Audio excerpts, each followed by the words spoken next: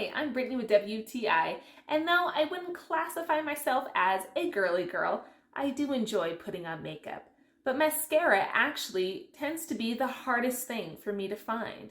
And this Cabaret Premiere by Vivienne Sabo Paris has been my favorite find. The reason why I love this mascara is because of the brush. It's a silicone brush, so it works on not only applying the mascara, but almost like an eyelash comb that forces my eyelashes not to clump together. So I really like this brush. It really makes such a big difference. I get long, dark, separated eyelashes. It all happens all in one stroke, and I'm good to go. I definitely am not someone that likes to spend a lot of time doing my makeup, so having something that I can just apply, look good, and go is very important to me.